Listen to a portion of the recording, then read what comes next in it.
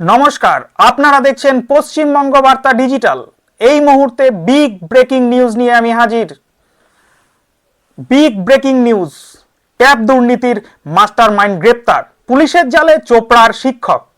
অভিযোগ, বাড়িতে ব্যাংকের কাস্টমার সার্ভিস পয়েন্ট চালানোর নাম করে গ্রাহকদের ব্যাংকিং তথ্য হাতিয়ে প্রতারণার জাল বুনেছিল সে। ট্যাব দুর্নীতির মাস্টারমাইন্ড গ্রেপ্তার, পুলিশের জালে চোপড়ার মাঝিয়ালি হাই স্কুলের ভারপ্রাপ্ত প্রধান শিক্ষক। অভিযোগ, বাড়িতে ব্যাংকের কাস্টমার সার্ভিস পয়েন্ট চালানোর নাম করে গ্রাহকদের ব্যাংকিং তথ্য হাতিয়ে প্রতারণার জাল বুনেছিল সে। পড়ুয়াদের ট্যাবের টাকাও হাতিয়েছিল।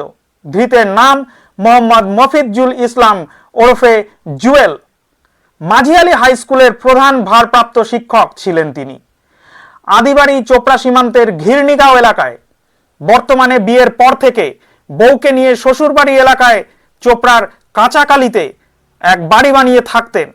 জুয়েলের শ্বশুর সুলতান আহমেদ ভুলভুলি এসএসকে এর শিক্ষক। চা বাগানও রয়েছে তার। 2024 সালের শেষের দিকে ট্যাব দুর্নীতি কাণ্ডে ধরপাকড় শুরু হয়। কলকাতা ও রাজ্য পুলিশের তদন্তে উঠে আসে চোপড়ার নাম।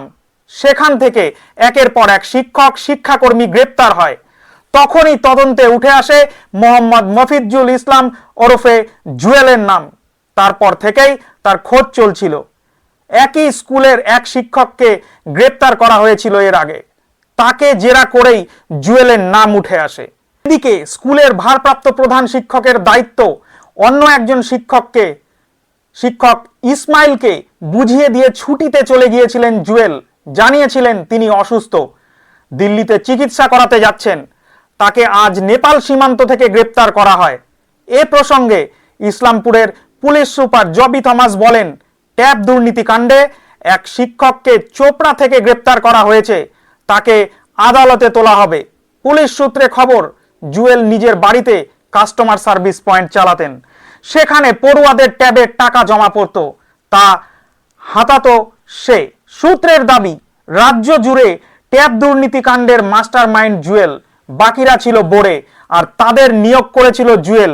এবার ধৃতকে হেফাজতে নিয়ে জিজ্ঞাসাবাদ করে দুর্নীতির শিকড়ে পৌঁছতে চান তদন্তকারীরা।